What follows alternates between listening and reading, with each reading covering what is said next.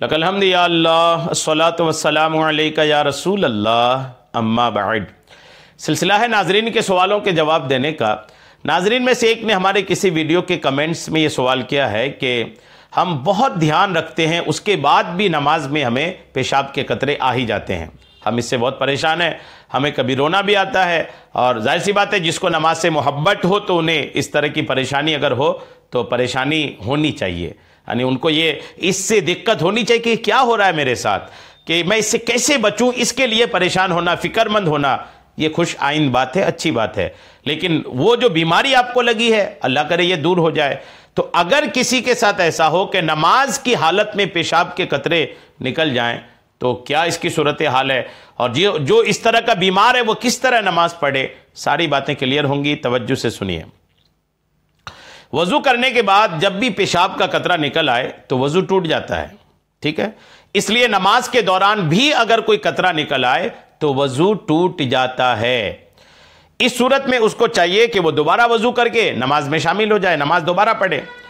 अगर वजू के लिए जाने का रास्ता ना हो, जमात में अगर है, तो ये बात बता रहे हैं, तो नमाजी हजरात के सामने से भी गुजरना दुरुस्त है। यानी अगर नमाज जमात से पढ़ रहे हैं और नमाज के दौरान पेशाब के कतरे निकल आए तो उसे नमाज वहीं छोड़कर बाहर जाना है, रास्ते नहीं है, नमाजियों के आगे से गुजरना पड़े तो भी इजाजत है। और जिस शख्स को पेशाब से फारिग हो जाने के बाद भी वक्तन फवक्तन चंद कतरे आने का मर्ज हो, बीमारी हो, तो वो पेशाब करने के बाद कुछ इंतजार करे। पेशाब करने के बाद फौरन ही इस्तिंजा करके उठ ना जाए, बल्कि कुछ इंतजार करे और ऐसी तदाबीर इख्तियार करे कि जिस्म ढीला पड़े और वो कतरे निकल जाएं। ऐसे रास्ते इख्तियार करें, ऐसी तदबीर करें, ऐसी हरकत करें कि जिससे बचे हुए कतरे जो है वो निकल जाएं। फिर उसके बाद इस्तिंजा करके आके वजू करें। और होना यह चाहिए कि नमाज से इतनी देर पहले पेशाब कर लिया करे कि नमाज तक वह बकिया कतरे भी निकल जाएं और वजू करके जमात में भी शामिल हुआ जाए। जिनको भी पेशाब के बाद इस कतरे आने का मामला है, कतरे आने की बीमारी है ना, उन्हें चाहिए कि नमाज से काफ़ी वक्त पहले वजू कर लें। ऐसे लोग भी बेचारे नमाज के लिए मस्जिद जब जाते हैं तभी वजू बनाते हैं। अब वजू बनाए, फिर पेशाब के कतरे आ गए, तो वो जब तक जमात छूट रही है, तो ऐसे लोगों को चाहिए कि उस वक्त इस्तिंजा ही ना करें, पेशाब ही ना करें, पहले से फारिग रहें और उसके बाद नमाज के लिए से वजू बना करके फिर नमाज में पहुंच जाएं। ये एक आसान सूरत समझ में आती है और ये पहले से कर लें। जिस शख्स को पेशाब के कतरे कसरत से आते हों तो उसकी दो सूरतें हैं। अगर नमाज का वक्त ख़त्म हो जाने तक उसके कतरे आएँ, अगर पेशाब के कतरे इतने ज़्यादा आते हैं कि उसे पूरे नमाज का एक जो वक्त है, पूरा वक्त वो कतरे में ही गुजर जाता है, अगर ऐसा है तो उसके लिए क्या मसला होगा, सुनिए। इसके लिए दो सूरतें हैं।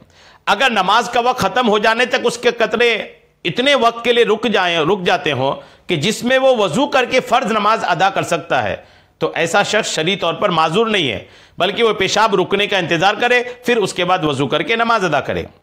अगर उसको कतरे इस कसरत से आते हैं कि नमाज का वक्त ख़त्म होने तक उतनी वक्त के लिए भी नहीं रुकते हों कि जिसमें वजू करके वो फ़र्ज नमाज अदा कर सके, तो ये शख्स शरन माजूर है, मजबूर है। और माजूर का हुक्म यह है कि वह नमाज का वक्त दाखिल हो जाने के बाद एक बार वजू कर ले, फिर उस वजू के जरिए वो जो चाहे इबादत करे, सब जायज़ है। अगरचे उस दौरान उसके कतरे बहते जाएं तब भी उनका वजू नहीं टूटेगा, नमाज और दीगर इबादत उनकी होती रहेगी।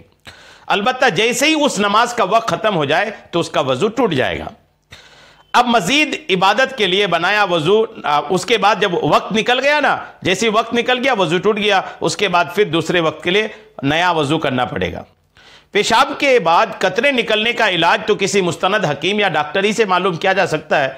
अलबत्ता पेशाब के बाद कतरे निकलने के लिए ऐसे तदाबीर इख्तियार करें कि जिस्म ढीला पड़ जाए और कतरे निकल आएँ, जैसे खांस लें, कुछ चल फिर लें, लेट जाए, बैठ जाए। और बाज़ हजरात ने लिखा है कि अज़्वे खास को नीचे से हल्का हल्का दबाते हुए सिरे की तरफ ले जाएं, ये भी एक तरीका है। अच्छा, बाज़ हजरात इसमें ऐसे भी होते हैं कि ये शक की बीमारी में मुब्तला रहते हैं कि वो समझते हैं कि कोई कतरा निकल गया, हालांकि वो महज उनका वहम होता है। याद रहे कि जब तक यकीनी तौर पर कतरा ना निकले उससे वजू पर कुछ असर नहीं पड़ता। शक दूर करने का आसान तरीका यह है कि जब महसूस हो कि कतरा निकल गया है तो फौरन देख लिया जाए। अगर वाकई कतरा निकला है तो ठीक है, वरना तो मुतमईन होकर आइंदा के लिए उस शक की तरफ हरगिज तवज्जो ना दी जाए, क्योंकि शक की तरफ जितनी भी तवज्जो दी जाए ना वो उतना ही बढ़ता है और बिलाखिर ज़िंदगी अजीरन बन जाती है। और ये भी याद रहे कि बसा औकात छोटी पेशाब गुनाह से, छोटी पेशाब गाह से हवा खारिज हो जाती है, जिससे लोग समझते हैं कि शायद कतरा निकल गया, हालांकि वह हवा होती है और उस हवा से वजू नहीं टूटता। ठीक है, तो ये पेशाब के कतरे के मसाइल थे जो मैंने आपको पेश कर दिया है। आप इसके मुताबिक अपने आप को तौल लें कि आप शरई माजूर हैं कि नहीं। अगर शरई माजूर हैं तो क्या हुक्म है वो भी बयान कर दिया, शरई माजूर नहीं है तो क्या हुक्म है वो सारा कुछ बयान हो चुका है। अल्लाह करीम अमल की तौफीक अता फरमाए। आमीन बेजाहिल नबील अमीन सल्लल्लाहु तआला अलैहि वसल्लम।